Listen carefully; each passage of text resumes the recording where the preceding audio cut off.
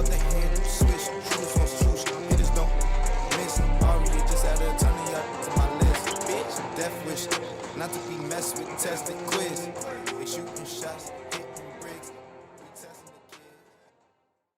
Welcome to Deep Thrones, the most entertaining podcast in the world of Ice and Fire. I'm your host, Sims. My partner, Sheedy's here. What's up, Sheets? What's up, everyone? Hey, Deep Thrones fans. What's up, Eggheads? And our third member of the pod, Kens, is also here. What's up, Kens? Hey guys, what's going on?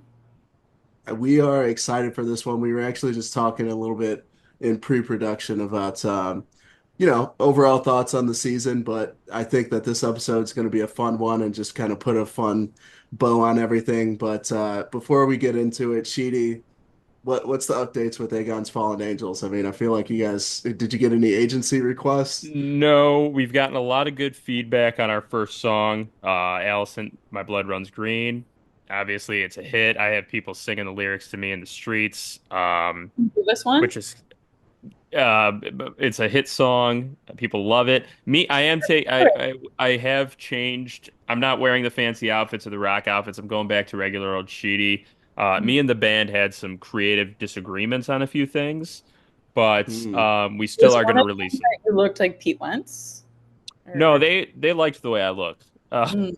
Um, but it was mostly rate, pay, who was going to be in charge of certain things. We were going to do a 70-10-10 split, and they didn't like that. So Hmm. Okay. Well, Okay. you hate to see people that close for that long of time fall apart that quickly. it was an amazing 2 weeks. It was, but maybe in 2 years we can come back with Aegon's Fallen Angels and really light things up.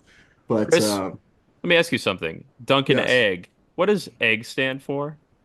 mm, mm, mm. Maybe Arrogant. No, that's not it. maybe Uh, these fallen angels will rise again. I love that. sure. Well, you talked about people blowing you up and singing your song in the streets. I think this is a good segue for our Deep Thrones #1 fan competition. We are going strong. Honestly, we've gotten more feedback than I thought that we would get, which is awesome, and we appreciate all of it. Keep it up. We've been noting the DMs and the story posts, so you have to do both to be able to qualify for this. So the DM stating your case, no matter how long or short it is, and then the story post, Deep Thrones #1 fan. The template is on the at Deep Thrones Pod Instagram account, so check it out and post that if you haven't already. But the Deep Thrones hat, you can see it live on Sheedy right now.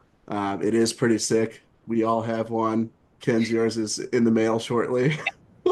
Yours is in transit. Yeah, it might have gotten lost. You know how these things go. Two more housekeeping items. One, we're going to be doing a series of surveys coming up deep into the fall, probably week 6 if you're a football fan. Just because we want to understand for Duncan Egg what you want from us. It's not about the show, so don't come in like fuck that show. They blew it because we're going to think you're talking about us because the surveys are about us. So we'll get really sensitive. And then two, this is episode 98. This is the last Deeper Thrones of the year, but we have two little episodes left. One is a look ahead to that show, Duncan Egg, and the second is our 100th episode, The Thronies, which I might have to wear the suit for. I don't know. I don't know what the vibe is. It's like the Oscars, but that's sort of all of our prelim stuff, I believe, right, Chris? I think that's all the housekeeping items. I mean, listen, I want this to be more of an open format and more of almost like a theme of a post-mortem on the season. So I really just want to open up with, you know, what was your thoughts on the final episode? Sheedy, you and I kind of covered it, so Ken's, maybe you can kick us off with that. I think it would have been a great episode 8 if it was a 10 episode season. Like it was a Mhm. overall good episode, but not a finale in any way, shape, or form. Like it was building up to a big battle that would have been a great finale. And I think you guys have said it all. There was a writer's strike, there was budgetary concerns, but just a disappointment, a little bit, a letdown. What are you gonna do? Will I watch 100%. every single bit of episode 3? Yes, of course I will. Or of season Season 3. three. Yeah. I did the same thing. Guys, I've been on the beach drinking all day. I'm doing my best. It's and That's a that I'm glad you did because that was me and Chris were saying you had a great year, Kinsey. All right, you had a great year for mhm. us running that TikTok, the Is this TikToks. my full performance review? That is what this is. We lied. This is not Deeper Thrones. This is actually your performance review, and you showed up sauced. All right. Perfect. No, you're doing great. You're doing great, Sweaty. Um, Hey, I do have a question. While we're talking yes. about number one fan Hmm. competitions, can I be in the running for number one fan, or since I'm technically Kinsey, can I Whoa. can I can I be in the running? Probably not. You're What? too inside. Yeah, what are we doing here? You get okay? invited to the corporate parties. You know what I mean? Like, yes, we will get you a At a hat. corporate party, We, I didn't we get invited. you We definitely had have. Yeah, we did our dinner last year. We gave each other books and gifts and whatnot. Okay, it Come was on. dinner. It wasn't a party.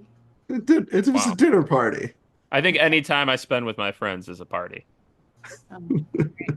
And also, So we did a Christmas dinner as well, and you brought a plus one. Remember, me, you, and Chris we ate dinner downtown in like the Gold Coast. You You don't did. even remember. Okay, move on. This is a disgrace. This is a disgrace, and I am angry. okay. So So my that performance is going down by the minute. All right. by the minute, by the second, honestly. But to circle back here, Sheeds, unless you have anything to add, I feel like that kind of wrapped up my thoughts on the episode as well, and we kind of covered it on the review as well. But if you have anything to add, shoot for it. Just gonna quickly say, agreed. Terrible finale. Also, I don't want it to just be pacing finale. Like some of the character decisions continue to be questionable. I think Allison selling out Aegon completely could work because if they just dive into her, that's the kind of mom she is, it's the kind of human she is.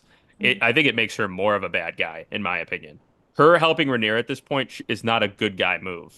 Like there's a way you can help a quote unquote good guy in a movie and still be kind of a weasel. She is selling out her own children to do it. Just want that on the record. Yeah, Yeah. I like that, and let's stay on this track here. So, Renaissance Part Two. You know, I personally did not enjoy like I just from part one even I liked the conversation. I thought it was important reveals that were made. I didn't love the timing of it. I thought it felt forced. I thought it felt a little fan service-y. In this one, I completely thought that it was not necessary. And I don't really understand. Allison's proven herself an enemy of the state multiple times. She's just able to walk in Dragonstone's front door and like not be in chains, not be put in a dungeon or anything. Kind of bewildering to me. But then, her turning on her son and her family, I think that makes sense in her character arc. So I will give them that. I think she's lost everything, and I think she's very self-interested. And I think her motivations in the beginning in season one to have Aegon be the king was self-interest as well. So I think it makes sense in her character arc that she would be self-interested, want to walk away from everything she started, want to sell out her son and her family. So all that makes sense. I just don't understand how she could just get there like that, and kind of have like no repercussions for it. And it seems like, and obviously we haven't seen it, but it seems like Rhaenyra is going to let her walk away, like she said in the deal. Another thing that I had a problem with this scene, she didn't mention anything about like the High Towers being on the march east. She didn't mention the Lannister armies being on the march east. She didn't mention the move to get the Triarchy. So she's partially selling out, but she's not giving all the information if she really wants Rhaenyra to be queen. So to me, that is also bewildering, but like it goes to show, like maybe lock her up in a dungeon, put her to interrogation because she's an enemy of the state, and you can get more information. So that kind of summarizes my thoughts on the scene. But You what do get you guys think? you get Rhaenyra, Allison, and Myceria in a room together. All bets are off. Who knows what's going on? They're probably getting intel all various sorts of ways. But no, I agree. It was like I actually prefer the first one over this one as well in terms of the content of what they discuss. Again, we can't do this because the show at this point you can almost throw the book out because the show is just not doing it. It's not doing it.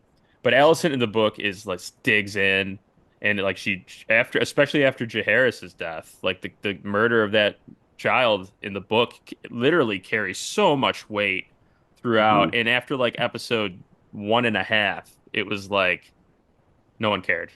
Helena doesn't care about it anymore. If she ever did, it ruins her in the books. Yeah. Aegon flipped out about it, but it was like almost more of because he felt slighted that they got one over on him. And um, Alicent and Rhaenyra are taking each other at their word when from episode 5 through 10, they hated each other. Alicent was butchering her to her face about her children not being half Laenors visibly, and out of nowhere they trust each other implicitly during all that. That I don't get. Yeah. Mm. Ken's anything to add? Well, I hadn't thought about you brought up the fact that she didn't reveal everything. And Mhm. is it possible that she's being super mischievous here and trying to mislead because I don't know where this is going. So like is it possible, I don't know, she's trying to trick Rhaenyra, get one over on her in some way, being I sneaky? I don't know. I would hope so, but I don't think that's it, Kins. I would love if that's the angle they went with, but I think it's more the way Chris was saying, where it's like she just kind of is selling out her kids and just giving the information needed for her to take King's Landing, essentially. Okay. Um, but that's it. And as for not mentioning the other stuff, that could just I don't she just made just left it out. It Because could the it could sorry. The No, reason I I was just gonna say she could have just forgot, like the writers could have just like not put that in. Like Danny forgot about the Iron Fleet in Game of Thrones. So Yeah. Yeah, writers forget things. I don't know. The reason I liked the first route, what did you call it? Renascent? Raina sent. Renascent. The reason I liked that first scene was because, again, I don't know where this is going. So, like, Rhaenyra in disguise, walking through King's Landing and then getting into what's it called? The Great Sept. Yeah. Like, sneaking in there, my heart was beating so fast. And it was just like, I don't know. It was such a cool scene to me. And then I loved seeing Alicent go through the reckoning of having to deal with the consequences of her actions. And then she actually Mhm. became a little bit more of an empathetic character to me because of how she was dealing with that. And Mhm. suddenly she realized she wasn't Miss High Horse, Alicent Hightower. Elizabeth. Yeah, and in that moment she was like, you might be right, Rhaenyra, but it's too late to go back now. And I think that was a powerful reveal. And And then then her, Again, I think that one was good. The second one, I don't know. because she yeah. literally went back on it. She's like, "Listen, you were right the first time. We should have done that. We should have gone with that." And I want to just quickly say before we get into the rewatch notes from you, Chris, my heart was also racing during that scene because Rhaenyra in that like nun's outfit. I was like, "What?" I was like, I'm a sinner. I've I've been a naughty boy. been a naughty, naughty boy. Um, Okay. So Rhaenyra's sons, obviously, Luke, RIP, whatever, dude. Um, Joffrey's still around, Jace is still around, and then you still got the two little Daemon sons with Rhaenyra, so Aegon and Viserys. Viserys. So people always forget about them. They're heading to Essos allegedly right now. But I want to focus in on Jace. Hmm. You know, it seemed like Jace was always trying throughout this whole season to kind of wiggle his way closer to his mom. But then the past two episodes with the Dragon Seeds, there was really a departure and a separation between Rhaenyra and Jace. It almost seemed like Rhaenyra, was choosing the Dragon Seeds over him at multiple occasions. In the last episode, we saw, they're all sitting at the table. Rhaenyra gets the word from Simon Strong that Daemon's maybe conspiring for treachery. And then she calls on Adam of Hull to go with her to Harrenhal Hall instead of Jace. So my question to you two is, how do we feel about Jace's storyline throughout the season, but how do we think that relationship is specifically between him and Rhaenyra? I actually like his arc this season because it's the one area where I feel like Rhaenyra has struggled when and obviously there's arcs of her season that people be like, oh, she's struggling, but she's kind of always kind of gotten her way, I feel like. But Jace himself is like the one area where he doesn't get anything with her, really. He gets no, she doesn't give him an inch. He's getting council cucked left and right, whether it's Myceria, whether it's Alicent, whether it's the Dragon Seeds, whether it's, in the council Corlys, she trusts him. She trusts everybody, I think's opinion more than Jace. And then even when he's on the ramparts with her and they're having that discussion, and Myceria goes like, the gift has been sent, and he's like, what gift? Doesn't tell him Yep. anything. Doesn't tell him that she Hmm. snuck into King's Landing. She's doesn't tell him anything, and he's the heir to the throne, which ironically is what she blames Viserys doing with her, and yet Viserys had her in all the council meetings as a Good cupbearer. point. Good point. Huh. So I feel like people forget that Rhaenyra just lost her other son. So like she is Yeah, but after still episode one, Rhaenyra forgot to. no, she didn't. That's for me. Her at least her choosing to take Adam on this mission for me was justifiable because if it was my son, I'd be like, I'm gonna keep him out as much. I'm just gonna try and protect him from the action. That's fair. It's going to be tough for me. It would be tough for me to involve my son in anything that could possibly get him in danger after just losing another. So to me, Mhm. that's where my head went when she chose Adam in that moment. But you are right about she should know better about involving him in some of the other things, like the other Just decisions. information sharing. Yeah, and involving and giving him a seat at the table at the council and listening to his counsel, all that stuff. So I see what you're saying, but also in that moment, I can defend that. I like both of those opinions there. I will say, from the book's perspective, Jace was very instrumental in all of this season, as far as the timeline goes. So after Luke died, Rhaenyra basically became a recluse. And a lot of it, we kind of saw early in the season, like they played it as she was trying to avoid war, so she was very indecisive. So even if you still kept that storyline, you could have had Jace kind of step more to the forefront and at Yeah. least be more vocal or more in the know on things. But look, I don't I see what the show's doing with trying to make Rhaenyra the focal point, so I understand Jace may have to take a back seat there. Um, do you think the Dragon Seed introduction was properly handled? Now that in the first couple episodes, we saw flashes of characters like Hugh Hammer, Adam of Hall, and for people who were just show watchers, maybe that was a little head scratching. Like, who are these new characters that we're being introduced to? But now, since we've seen how the season wrapped up and that they are an important part of what we're going to see in season three and probably the rest of the story, how do we feel about how that Dragon Seed storyline and introduction kind of came to fruition? I think timeline wise, they did the best they could with the 8 episodes. That's what I'll say. I think that emotional attachment to Hugh and Ulf is not high, particularly like emotionally. Like the daughter died off camera, which I think was super weird. We saw him and his wife with that kid a bunch, and then they Hmm. just mention it in a conversation, and then he's like, That's, "Like, you know what? We didn't even talk about that on the review. That was a major missed opportunity for like the show to show like compassion for this character that you're trying to get people hooked on. yeah, it just didn't make sense to me, and I understand it's all just time. It's at the end of the day, it's there's no time, and that's what it comes down to. Because like even Rhaenyra trusting them and with these dragons kind of doesn't. There's no vetting process. She's like, go in there, whoever gets it, and it's like you don't Mhm. know who any of these people. The Greens could have seen your stupid signs around King's Landing and been like, oh, let's send a bunch of people loyal to us, and Yeah, good like point. you don't know any of these guys. You don't know any of them. Hmm. Yeah, and you're giving them the power of dragons.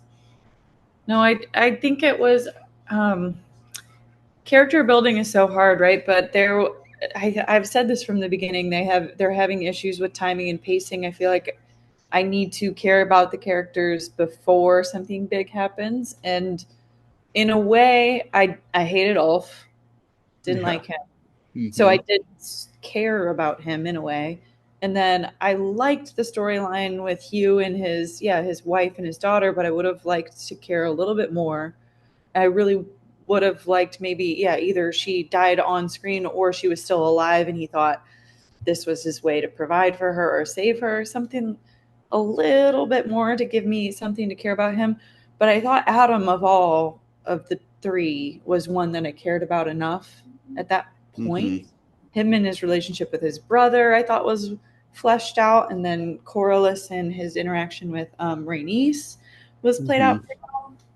So, yeah, I just think, there's not enough time for us to care about these characters before the big moments happen. And there's nothing else I can say. It's very difficult to develop characters and make us care about them in short periods of time, but I feel like Game Yeah. of Thrones was really good at that, and that's why we're so critical of this show. But I I just, think unfortunately, I think that's going to be a theme of this season when we think back on it is like if we just had those two more episodes or we just had a little bit more time, right? Like having a scene or like maybe 10 to 15 minutes in an episode where Hugh Hammer's going nuts, like trying to find a cure for his daughter or something and like striking out, like that would have been powerful to see played out. But instead we get a side conversation that mentions his daughter's dead. This is gonna, I think, be the theme of probably when we look back on House of the Dragon as a whole. I'm curious to see how many episodes season three is. I wouldn't hold my breath on 10, and I mean that genuinely based on the research I'm doing. The research I'm doing. Like I'm in a library looking at microfiche. No, I just based on the Googling I've done and things Condell has said. Condell, it's not in his. It genuinely, I'll give him the benefit of the doubt or bail him out here that it's not in his hands, and you could tell that it bummed him Yeah, out when they took the 8 from him this year. That being said, the Beast Beneath the Boards, the second Rhaenys scene, like it's not like he's knocking it out of the park. Rhaena being with the sheep stealer thing, like there's some stuff he's done as a writer where it's like whatever. But you can go for ahead, Chris. sure. For sure. Okay, here's going to be a polarizing one and one that I was thinking about and not really sure what direction to go with myself. Kristen Cole. Um, I think this season he had some of the more pivotal moments out of any of the characters, yet I think opinions were all pretty much I hate Kristen Cole. I hate Kristen Cole. Um, I mean, I want to talk about the scene with him and Gawain. You know, we had some social media blowback on that one. A lot of people were kind of freaking out about the fact that Gawain pulled a sword on front of Kristen. They have this whole conversation about smanging the queen and betraying their vows and stuff, and then there's like no repercussions to that conversation at all with the men there. So, two questions. Any thoughts on that scene particularly? And then second question, how do we feel about Kristen Cole's character arc throughout this series? Mine are pretty quick and easy. One, Kristen Cole's the man. He had a great season. He is in a show that's paced poorly, you look at his scenes and you're like, this is the kind of pacing I need. And then two, as it pertains to that scene, unfortunately, Game of Thrones and House of the Dragon have a history of doing things like that. Euron Greyjoy brags about kinslaying at the King's Moot and all that, and all of and the entire Iron Islands is like, oh shit, you did? That's wild. Our king? You threw him over the bridge? Oh, you can be the king now. Alistair Thorne, I did when they asked who killed the Lord Commander, and everyone's like, oh, you did? Why?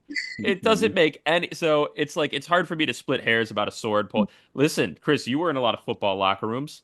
You guys make a lot of vows to each other about, I don't know, weird football things. Sometimes things get a little testy, right? You guys push each other around a little bit. Yeah, no, I mean, it's there would be if someone had sex with someone else's sister and hit it, I think that would probably have some repercussions in the locker room or elsewhere. boys being boys. Just felt it's locker room talk. It's just boys hanging out. I agree. No, but it's like it's hard for me to just first off, Gawain and him rode for a while, so Gawain must have really been stewing with it, because it's like, where even are they? Like, how much time has passed since he saw? So he's just thinking about it, and then he pulls the sword on him, and Kristen doesn't even care because Kristen's just like, but the dragons will eat me, and it's like, we get it, Kristen. You're still thinking about the sky dragons. You have a sword in your face, buddy, and he's just like, yeah, I've forsaken my vow, and I'll do it again. Sky dragons as opposed to the ground dragons. Yeah, I meant to say sky puppies because that's what Chris called them. Okay. Ken's thoughts on that scene and Kristen Cole's character arc overall? So my biggest thing was I didn't understand where he got to the point where he absolutely knew that him and that Kristen and Allison were sleeping together, because all he saw was her give him his favor, which is just like a little, handkerchief. I So said the she, same thing. I was like, how did he went hard. so maybe he was just guessing, and then Kristen was like, "Yeah, I did that," and admitted it. So I get why people are upset with it. It was just a weird scene. And up till then, I really actually liked Gawain's character and thought it was Mhm. going somewhere. And kind of, I don't know. I did think it was kind of an odd scene, but as a Crispy Cole as a character in general, listen, every show needs somebody. You have to love to hate someone, you Mhm. need someone to root for. That's my girl Rhaenyra, and you need someone to root against. And he is a very easy person to hate because he's just so petty and spiteful, and then so hypocritical at the same time. So he's just an easy character to hate, and I think every show needs that. So No, Mhm. we're not watching the same show, clearly. Um, but wouldn't it be wild if there was like an outtake and they're like, what you didn't see is that when Allison turns around to walk away after giving him the favor, Kristen looks at Gwen and he's like doing this, he's like doing that stuff, and Gwen's just Some like, hip oh, thrusts. yeah. maybe Uh, it happened, yeah. I think with Kristen Cole's character overall, there are these people in real life that just are affected and like feel things a million times harder than other people do. And Mm, like you look at I feel like in this series he was one of the more consistent character builds that we've seen. it's He true. felt Rhaenyra turning him down very hard, so much so that he like was just fucking devastated, turned into the meanest guy of all time, hated her, slept with her best friend eventually, and then Allison turning him down, felt that really hard. Left, went off to war, saw some of his friends getting burned alive. Well, they weren't even really his friends; they were new troops that they recruited along the way. Um, but that hit him really hard, and so I think like as far as actual character motivation and like building, this was one of the more consistent ones that they've done throughout the two seasons. Good point. Now, I'm not saying I like him, Oh, but I also hated him in the books too. So I think this was maybe a win for the writers. Yeah. yeah, Good character, but I hate him, Mhm. great like character, and I love him. well rounded. And okay, this one we can't end the season without talking about Damon Harrenhal. Um, this is probably the most talked about buzzworthy moment throughout the whole season. Whether you hated it or were okay with it, I wouldn't say anyone loved it. But what were you guys' thoughts on the final vision that he had? Does that is that the payoff we were looking for all season, or like did you just hate it in general? Like, what were your thoughts on the Damon storyline at Harrenhal? You can start, Kins. I mean, at least it's something. It gave me something to think about, and it gives us something to dig into. Like, I've seen so many theories coming out about, is it the Blood Raven? Is it, who was that little kid we saw, or like the little horned person? Was it a green man? At least it gives us something to dig into, and it makes the visions have a purpose. I wouldn't say it's the hugest payoff, but we saw Danny. That was kind of cool. Um, Hmm. at least it was something Damon did this season. I, Hmm. I I agree. I wish they all were compressed. I do laugh thinking back to before the season, all of the TikToks and memes that were like, "Can't wait to see Daddy Damon committing war crimes in season two." Mm-mm. And Daddy Damon just tweaked nuts all of season two. Um, I'll say a few things about the actual vision. I did first off seeing Danny, even though it wasn't Amelia Clark, I was like, "Here we go." I like seeing the dragons. I liked the angle that Damon sees that they have to get to that point to have it to foresee the survival of the Targaryen dynasty and that Rhaenyra is part of that. I also Hmm. like that I was cool with them seeing a White Walker. It's not the Night King. They've confirmed it wasn't the Night King. People are like, it looks nothing like the Night King. I was like, I never thought it was. Um, I've seen a couple theories about that guy, the horned guy, being either Green Man or was it, of course, the famous armor of Robert Baratheon, who, for spoiler alert for people who haven't seen Game of Thrones, was the end of the Targaryen dynasty. So it's like all of this cool symbolism. Daemon himself, sort of mushing down to see Helena, where he like falls through the floor into the liquid. It was very surreal. I'm fine with it. I liked that scene. The Daemon tweaking should have been condensed.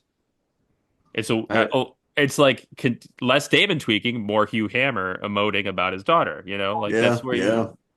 yeah. I totally agree with that. Ken's, I agree with that too about it.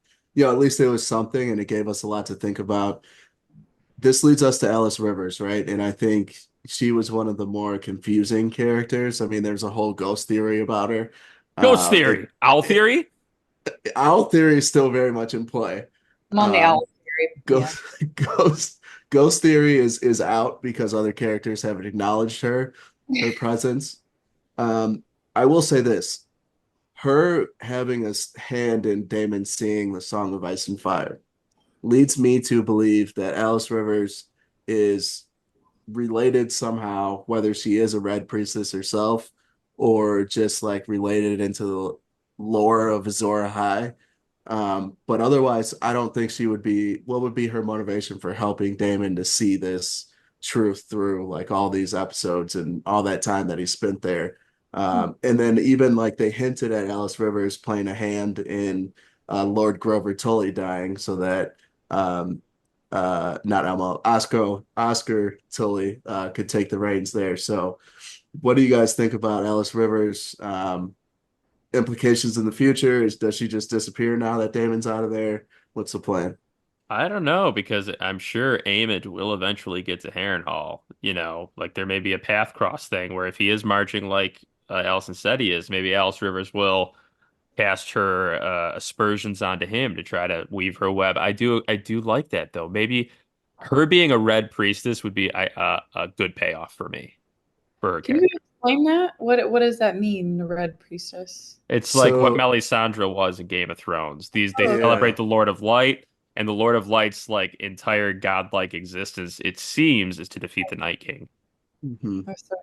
Puppet And you Master. have the theory of Azor Ahai, who's like this savior who defeats the Night King or the White Walker threat in general.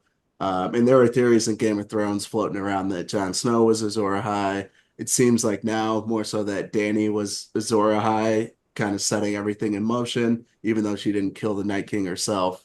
Um, but I mean, there are in the books it says that Alice Rivers was older than she was like appeared to be. Um, so I think maybe, and we don't see like a ruby around her neck or anything like Melisandre had, but maybe they could be playing into that where she can mask her age as well. So maybe some tie-ins there in the future.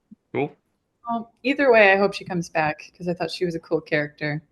Mm, Jane Eyre too. I want more Jane Eyre. Yeah. yeah, yeah. Okay. Yes. Um, House That the Dragons Built. So a little bit more of a behind the scenes look here on how the set was made and everything. The actors in the Dragon Seeds feast, or the actors in the Dragon Seeds feast actually ate real food that whole time. Did you guys know that that happens in acting? You No. see it sometimes, but normally they do the fake sip and the The fake fake, eating. Yeah. yeah.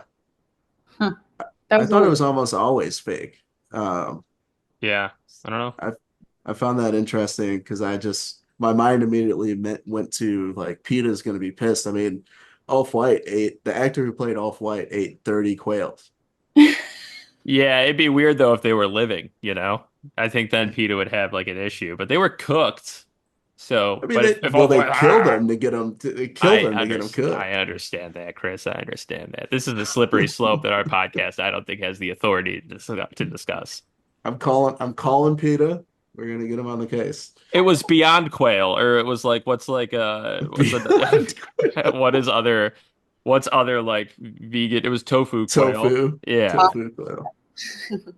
And then the only other note I had on the house that the dragons built, it seemed like they were just fawning over basically the whole season, but they were fawning over the Daemon vision and like how awesome it was to bring in these ties to Game of Thrones and stuff.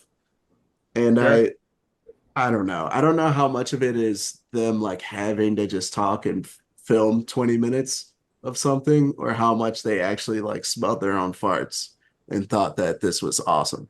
The issue with those post-game interviews with celebrities is they're just or not even it's not even the actors. It's never the No. actors. The actors are always so human in those things. It's the behind the scenes people. They're just unbearable. The showrunner, like Mhm. when D&D did it, and I gave Condell a lot of credit in season one. He sort of lost it with me, but those interviews make me like annoyed with him. But yeah, the vision was cool. That's all I gotta say. It just makes me, if they're really harping on it, it makes me think that they have some sort of plan to tie in to what we saw in Game of Thrones, like a little bit more, because they're really hitting hard on the fire and ice prophecy. So I don't know. Maybe they have some sort of plan to. No, Sheedy's shaking his head. I don't Oh, know. oh It no, seems intentional. I don't know. I wasn't like saying no to what you're saying. I was shaking my head thinking like I hope so. I really hope so. They just, I mean, their attention to detail is clearly there. So, like, all of these choices to really hype on the prophecy and to have the basically the whole point of the finale was to that was the big bomb drop, especially if they're fawning over the production of it. Um, I mean, it has to be intentional. It has to have a little bit more weight than just being like gratifying for show watchers. That's what's nuts about Condal is that he is like a Westeros dork. He gets all of that stuff down, the sigils, all of the stuff like, Tumbleton references, Beesbury houses attacking. But it's just like some of the other stuff. It's like, well, if you're such a dork for it, then just stick a little closer to it. But it is what it is. Hmm. Yeah. Well, I think it's time to finally put this season to rest. I think the proper thing to do in situations like this is a little post-mortem. So I think we'll talk about our highlights of the season, we'll talk about our low light of the season, and we'll talk about what we're looking for the most in season three. So Kins, you can start, Sheeds, you can go second, and then I'll wrap us up. Do you want me to do just highlight or highlight, low light, and then thing looking forward to? Yeah, run through all three and then actually give an overall rating at the end of that. So four points. Okay. Well, my highlight was obviously episode 4. I think Rainy Smaley's. Battle of Rick's Rest. Yeah, I don't want to say them dying was a highlight, but that battle that really made me feel something. It made me care. All of those things. So that was definitely the highlight. Um, I would say the low light maybe is just Sarah's dying, or how quickly it was moved on from, Hmm. and how quickly, yeah, even Helena moved on from it. So I thought that was kind of my low light. Thing I'm looking most forward to is more dragon battles. I don't like dragons dying. I don't want that to come off like this, but that it was the coolest part of the season, and I love dragons. And yeah, I mean, my second most highlight was dragons choosing their riders. So like, I don't know. That's the thing I'm most looking forward to is what happens with With the the Sky dragon, Puppies. with the sky puppies, all that stuff. Overall rating, I was gonna go lower, but I think talking it out, I'm gonna go like a 6.1. Okay. Okay. I thought there were definite moments that I loved, and if I weren't so like by nature of our podcast, you need to be critical of these things. So if I weren't so hyper focused, I'd be like, that was an enjoyable season, but it really was a setup for season 3. So I'm gonna go 6.1. Okay. Fair. I think it's all fair across the board. Sheets. My highlight will be just the character development. I felt like we learned a lot about the character's intentions, whether we agree with the intentions or not, like Allison's final scene with Rhaenyra. I don't agree with it, but it's something her character would do. And when your character would do something that makes sense, then you can't really be mad about it. I felt like I said, Condell gets points for the character development. And I also highlight 1B would be the Rhaenyra Myceria scene, um, where they sent food to King's Landing. Why are you laughing? And Okay, okay. the reason it's that is because I suggested that on the pod, and then they did it. And then, of course, 1C is when they made out. Low light. My low light would be the general pacing of the season. I also think my low light is 2 years of fretting about how good season three will be. We're gonna get Dunkin' Eggs, so that'll be a fun reprieve for us and for Mhm. this podcast. But then once that's over, and I switch into House of the Dragon mode, and I'm gonna be running the Instagram. I'm gonna be preparing, and all I'll think about is season 7 and 8 of Game of Thrones all over again, and I'll be sweating, Uh, and uh, I won't be able to sleep, and I'll be having Daemon dreams, but it's instead of like, Viserys, I'm seeing Ryan Condal sitting on the throne and he's like, this was my favorite set. And I'm just like, no, I'm having one of those dreams. What I'm most looking forward to is leaks for what's being filmed in season three. I want to know how many battles are we getting. If it's like 2 to 3, it's probably not enough. The show's not getting buttoned up and a good timeline for 4 seasons, even though they've confirmed it's four. So I'm really curious. That's what I'm looking forward to seeing in my overall rating for the season. I liked the season overall. I felt like the character development was great, but I cannot let the finale pass, and I cannot give HBO and Condal a pass and Sarah Hess a pass for that season. So I gave it a 5.8. okay, okay. Very well done, guys. My highlight of the season is just, Sheedy, you kind of hinted on it earlier with Connell being a student of the game, but it's just the little things.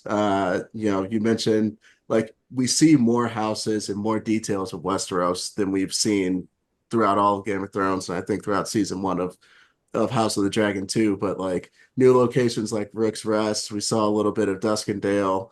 You get introduced to new houses like Rosby and Stokeworth. We saw Beesbury at the end of season one. We talk about like, dude, we saw like Blackwoods and Brackens, like that stuff to me is like, okay, we're being true to the source material, like we're bringing this world to life and not just skipping out on a lot of the little details that end up mattering in the long run. So that was a highlight for me. My low light, I thought that in the show's efforts to make Rhaenyra the focal point and to make her, you know, kind of this omni, I don't even know, like always benevolent, like never wanting to do wrong character. They made her seem weak and kind of, I don't want to say dumb, but like ignorant to what the situation actually was in some times. And like specifically I'm referring to when the realm was already at war and she was still trying to avoid it and meet with Allison. I think like, yeah, you can start preparing your troops and stuff and then go have that meeting with Allison still. Like that doesn't stop you from doing anything in preparation. So I think in an effort to make Rhaenyra seem like this all-loving character and can't do wrong, they actually did the character very wrong, in my opinion. And it looks like they're kind of circling back to a strong, intelligent Rhaenyra, but like I said, that was my opinion on what they did to my girl in the first half of the season. And then what I'm looking forward to the most, I mean, Condell said it himself, like it should be pure chaos in season three. And, I can't, like, as much as I had issues with some of the pacing, some of the character decision making, I think the only thing that can really mess up season three in my mind is HBO saying this is how much you can spend and it's not enough for what we need to see. Um, I so go ahead. There will be a lot of motivation. They're not dumb. They're reading all this shit. They're seeing the blowback. There'll be a lot of motivation to make it bang bang. And look, And you then get one opportunity, right? Like if House of the Dragon flops in the next two seasons, the rest of this world that you're building out and spending money on isn't you're never going to get the viewership numbers if this doesn't pan out the way that we expect it to. So I don't want to be negative. I'm looking forward to it. I think it's going to be an awesome season. I really don't think that they can mess it up given, there are really talented actors, there are really talented people that work on the show, and I think they're going to do it right in season 3. So overall rating, I would give this 7.5. Honestly, I'm removing the 8th episode because I don't want to put this on the show writers because it sounds like HBO said we can't give you enough money to do an episode 9 and 10. So if we had 10 episodes, like this would have been a 6th season in my opinion. But the finale just didn't wrap it up the way we wanted it to. All right. So, all right. So it's done. Season 1, or I'm sorry, season 2 in the books. We're moving on. We're gonna have a little bit of fun as we always do on our Deeper Thrones episodes. This time, a little bit relevant. We stay out of politics on this podcast, but we are going to talk politics in the Westeros world, and we're going to nominate a president for Westeros. Sheedy, did you have? It looked like you were raising your finger No, there. I'm very emotive Okay. today. I'm trying to do a lot of points and stuff. Okay, so here's what we're going to do. We're going to name a president that we nominate for Westeros. We're going to state our case for why that they should be named the president. I think some of us have a whole ticket with VP included. So, Kins, you get the honor of leading us off. Okay, I probably make a obvious choice here, but I think it's about damn time we have a woman president. So, Allison, All right. let's hear it. Mysterious. No, I'm gonna go with Rhaenyra, my girl. Got her right. Preach. Listen, I see what you're saying, Chris. I think you just made some really good points about how her character flopped a little bit this season. I still can feel like I could make points and defend a lot of the choices she made. But I did wish she snapped a little bit more, like after she found out like she was justified in going after the throne. I feel like I would have defended her doing more than just slapping a guy in the face. Like she could have popped off there and I would have gone for it. And her VP choice, I think, is pretty crucial. So I've thought about this and I think she should go with, which is tough because she's dead, but I think Rhaenys, go with an all-female ticket, right? Because Rhaenys also has the wisdom. Clearly, she's got the age, she's got the wisdom, and she has a lot to prove because she wasn't chosen at some, she was passed over. And I've really changed my tune on Rhaenys. So Rhaenyra, 2024. What year is it? It is a tough ticket because she is dead. I know. I didn't think about that, but I'm thinking about let's start. Yeah, we could anybody. Go. We could go. Yeah, but no, good. I mean, listen, she's my queen. Always has my vote. So, Sheeds, you're up. Listen, there's only one king or president for Westeros, and there's only one VP for that president, and the president would be Aegon Targaryen, the second of his name, and the VP would be Otto Hightower. And Aegon would, because he cares about the small folk, he cares about the middle class, and he understands that a strong economy starts in the middle, right? You build the middle out, all right? He would give them, first off, it sounds like remember when the iron workers who were making the scorpions were complaining to him, and he's like, let's just give them what they need, That's a guy who thinks about the workforce first. And I would consider myself the Secretary of the State, all right? And I would look him in the eyes and I'd say, you know what you're going to do? You're going to make Westeros great, Aegon. And that's what Aegon would do. He would make Westeros great, Aegon. Aegon. We would have super green hats that say, make Westeros great, Aegon, Aegon.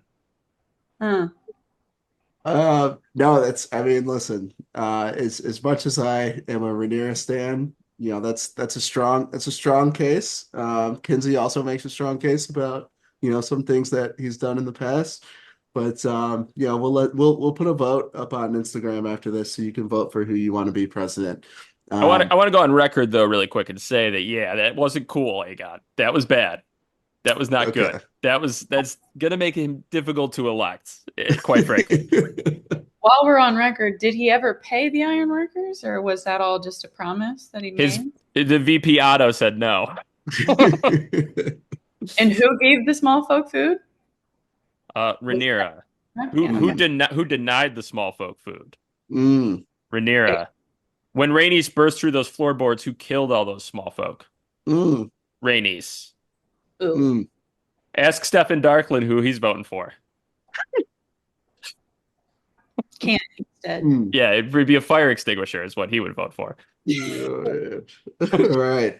All right. No, I love this. This is what we need. This is what we need here. Okay, so I know everyone's been waiting for this moment. The real presidential nomination for the leading party in Westeros. So, we're probably going to win already. My presidential nomination for our great country of Westeros is Simon Strong. Yeah. And listen, his record speaks for itself. He saw Harrenhal through some of its darkest times. I mean, he had family betrayals, burning stuff down and killing people, but he led the family back to a strong place. Okay. And now they're right there with some of the highest houses in the Riverlands. He stepped up when people needed it. He stabilized the economy. He stabilized food sources at Harrenhal. Just don't even get me started on his foreign policy record. All right. The guy had a person called himself King fly in. He fucking flew in on a dragon. All right. And then Simon just handled this like it was no one's issue, right? He just deftly handled it. The guy was tripping balls there. Simon's like, yo, are you good? Like, let's, keep working on this stuff that we're supposed to work on. And, he was fiercely loyal to his queen until the end. And I think, we'll figure out who the VP is later, but this is a winning ticket already with Simon Strong.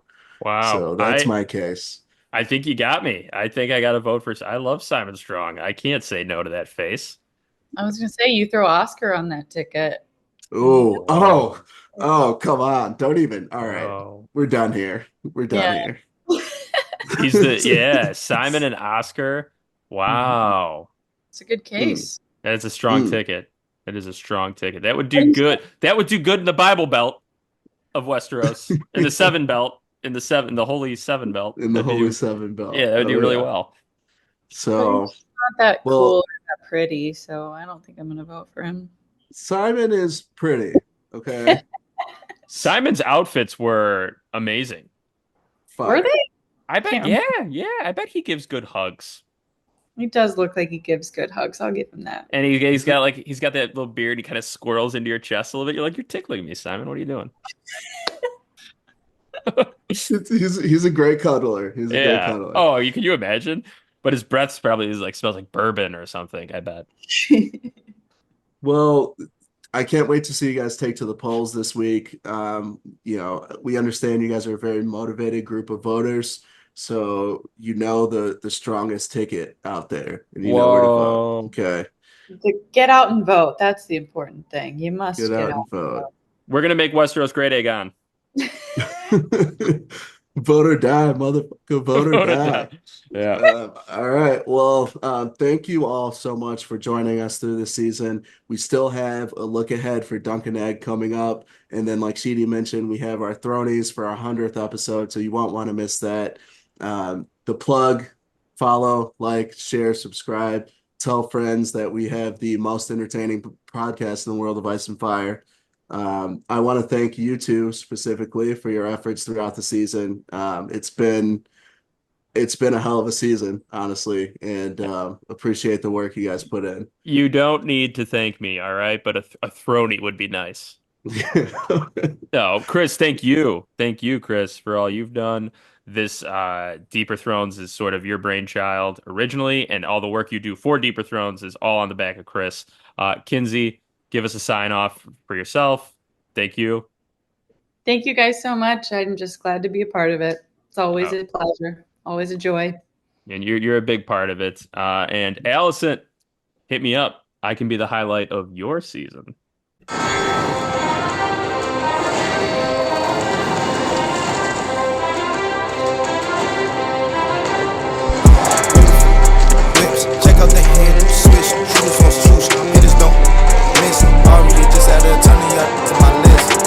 death wish not to be messed with, tested quiz. They shooting shots,